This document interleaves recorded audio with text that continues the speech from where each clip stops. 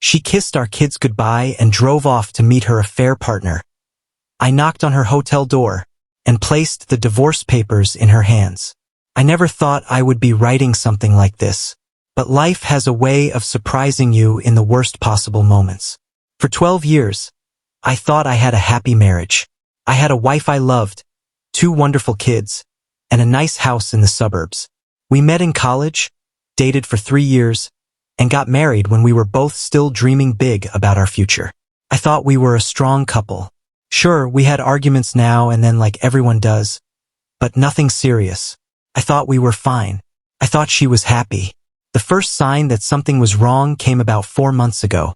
Sarah, that's not her real name, started working late a lot more than usual. She's an account manager at a marketing company, and she told me they had just signed a big client that needed extra attention. I believed her. I've always been supportive of her career. I took on more at home, cooking, helping the kids with homework, handling bedtime, because I wanted to give her the time she needed to do well at work. Then she started going on more business trips. She'd say she needed to travel to meet clients in nearby cities, sometimes staying overnight. Again, I didn't ask too many questions. I trusted her. I thought that's what a good husband is supposed to do, trust. But over time, things started to feel different. She became very protective of her phone. She changed her passwords. She dressed up more when leaving for work events. The signs were all there, but I didn't want to see them. I was in denial. It was my best friend, Marcus, who finally opened my eyes. He saw Sarah at a restaurant one night. She wasn't alone. She was sitting across from a man, holding hands with him, laughing, kissing. It wasn't just a friendly dinner. Marcus took photos. He didn't want to show them to me, but he knew he had to. The next day he did. My heart sank. Felt like I'd been hit in the chest. I couldn't breathe. Instead of confronting Sarah right away, I decided to hire a private investigator. I wanted to be sure. Maybe Marcus had made a mistake. Maybe there was a reason for what he saw. But deep down, I already knew. A week later, the private investigator gave me his report. Sarah was having an affair with her coworker, Tom, 41 years old. They'd been seeing each other for at least 3 months. The report had photos, hotel records, timestamps, enough proof to break a man. I felt sick looking at it all. What hurt the most wasn't just that she cheated, it was the lies. All those times she said she was in a client meeting, she was actually on a date with him. The business trips were romantic getaways while I stayed home, packing school lunches and tucking our kids into bed. She was living a double life, and I was the fool holding everything together at home. I met with a divorce lawyer as soon as I could. Even though we live in a no-fault state, the lawyer told me that the evidence would still help with the divorce negotiations. We prepared the papers. I didn't want to fight. I just wanted the truth to come out, and for this marriage to end with dignity, at least on my side. The right moment came soon after. Sarah told me she had another overnight business trip. This time, it was to a luxury hotel not even an hour from our house. She said it was for a big client meeting and some team-building exercise. She hugged the kids and kissed them goodbye, telling them she'd be back the next evening. Then she kissed me too. That part made my skin crawl. The nerve it took to look me in the eye and lie so easily. After she left, I packed a small bag and called my sister to watch the kids. I didn't tell her everything, just that Sarah and I needed to have a serious conversation. Then I got in my car and drove toward the hotel where the private investigator said she'd be. The divorce papers were in a manila envelope on the passenger seat. I had rehearsed what I'd say, but my head was spinning the entire drive. I wasn't angry anymore, just numb. I got to the Grand Meridian Hotel around 8:30 p.m. It was a fancy place, the kind with valet parking, soft music in the lobby, and a big water fountain. I thought about all the money we must have spent over the past months.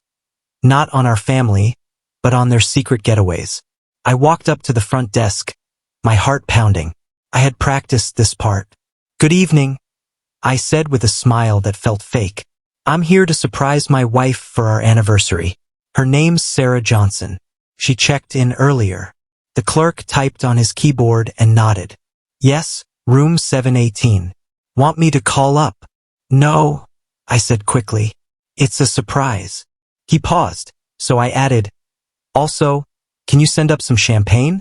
That seemed to do the trick. He handed me a key card and wished me a happy anniversary. If only he knew.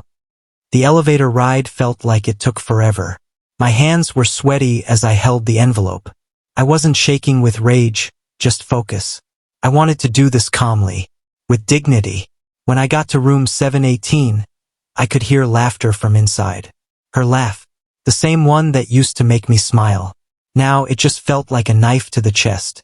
I knocked 3 times. Room service, I said, changing my voice just enough. The laughter stopped. I heard whispering, then her voice. We didn't order anything. Complimentary champagne for the guests in 718, I replied. More whispering. Footsteps. The door opened. Sarah was wearing a hotel bathrobe, her face flushed. Maybe from guilt, or maybe from what I had interrupted. The moment she saw me, her smile dropped. She went pale. Behind her, I saw Tom, half-dressed, scrambling for his clothes like a guilty teenager. I stepped into the room without saying a word. Surprise, I said quietly. Don't worry, Tom. You don't have to leave on my account. This won't take long. Sarah tried to speak. What are you doing here? How did I know? I cut her off. I've known for weeks, Sarah. The late nights, the trips, the secret meetings. I know everything. Tom was pulling on his shirt. Man, maybe I should go. Actually, I think you should stay, I said. You're a part of this too. Sarah was staring at the envelope in my hand. The kids. They're with my sister, I said. They're fine. They don't know yet, but they will. I walked to the desk and placed the envelope down gently. These are divorce papers. I've already spoken with a lawyer. Everything's prepared. All you have to do is sign. Tears started to well up in Sarah's eyes. You can't just. This isn't fair. We need to talk. We're past talking, I said.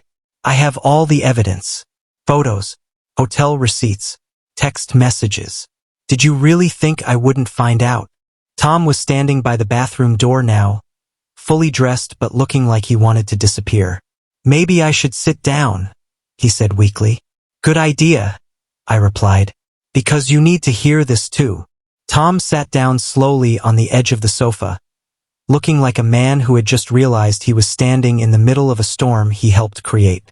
Sarah was still frozen near the door, her eyes jumping between me and the envelope on the desk, her face pale, her hands trembling.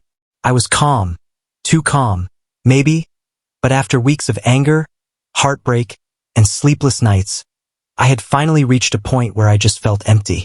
All the words I had practiced on my drive over were gone, replaced by the simple truth that this chapter of my life was over. You wanted my wife, Tom? I said, looking directly at him. Well, in about 60 days, she won't be my wife anymore. But you should know exactly what you're getting into. A woman who could look me in the eye every day for months and lie to me, lie to our children, and walk out the door with a smile. She could do the same to you without thinking twice. Sarah finally spoke, her voice small and broken. Please, let me explain. I never meant for it to go this far. It just happened. Her words hung in the air, weak and hollow. I turned to her slowly, my expression calm but firm. Things like this don't just happen, Sarah. You didn't trip and fall into a hotel room with another man.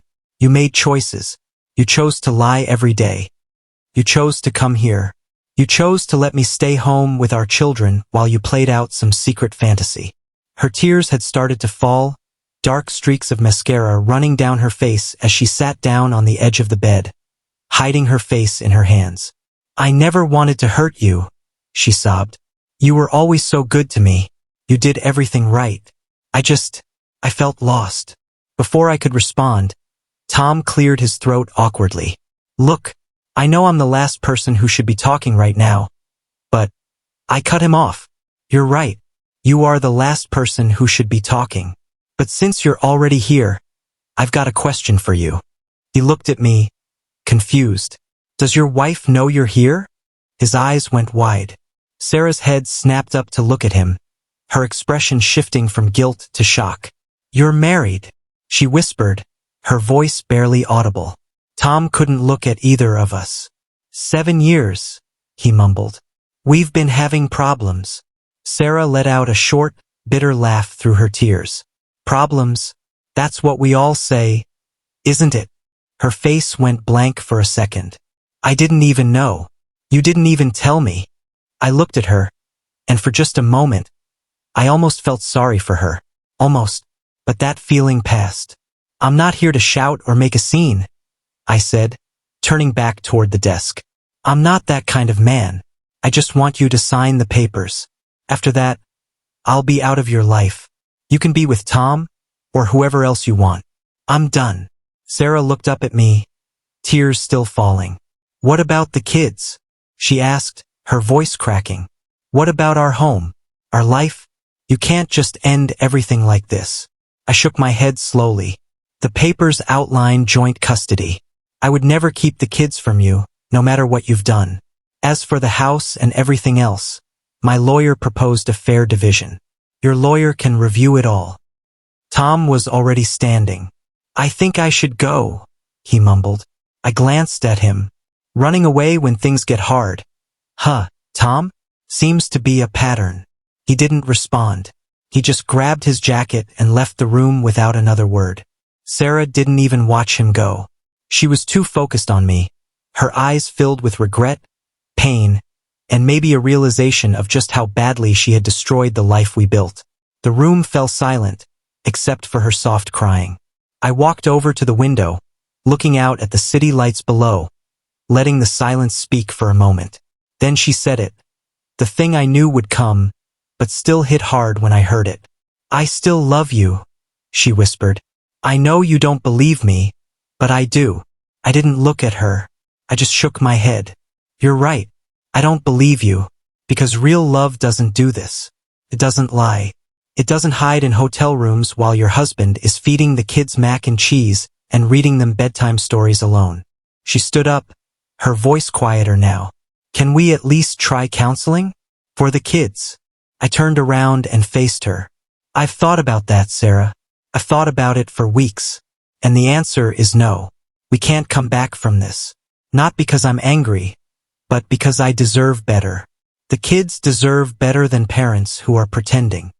She sat back down, defeated, her shoulders slumped, her eyes empty. "So that's it? 12 years. Just gone." I walked over, picked up the pen, and placed it gently next to the divorce papers. "You ended our marriage when you started this affair. I'm just making it official." Slowly, with trembling hands, she picked up the pen. She flipped through each page, pausing at the signature lines. It took time, and for a moment, I thought she might refuse. But then she signed, her name written in shaky, faint ink on every page. When she was done, she handed them back to me, and for a split second, our fingers touched. It was the last time we would ever touch as husband and wife. "I'm sorry," she whispered. I nodded, sliding the papers back into the envelope. "I know you are," I said quietly. "But sometimes, sorry just isn't enough." I walked toward the door. As I reached for the handle, she spoke one last time. "What do we tell the kids?" I paused without turning around. "We tell them the truth in a way they can understand. That sometimes adults make mistakes. That sometimes people can't live together anymore. But that we both still love them more than anything." She swallowed hard. "And us? What happens to us?" I opened the door slowly. "We learn how to be co-parents. Not partners. Not a couple. We put the kids first. And then, eventually, we move on." And with that, I stepped out of room 718, closing the door on 12 years of marriage, and on a future I had once fully believed in. I walked through the hotel hallway, down the elevator and back into the night. The envelope in my hand felt heavy, not just with paper, but with everything that had been broken beyond repair. In the elevator, I finally let myself feel it all. The anger, the grief, the exhaustion, and surprisingly, the relief. For the first time in months, I felt like I could breathe again. I got in my car, started the engine, and drove toward my sister's house, toward my children, toward whatever comes next. If you watched this until the end, I appreciate you. Please like, subscribe, and share if the story moved you.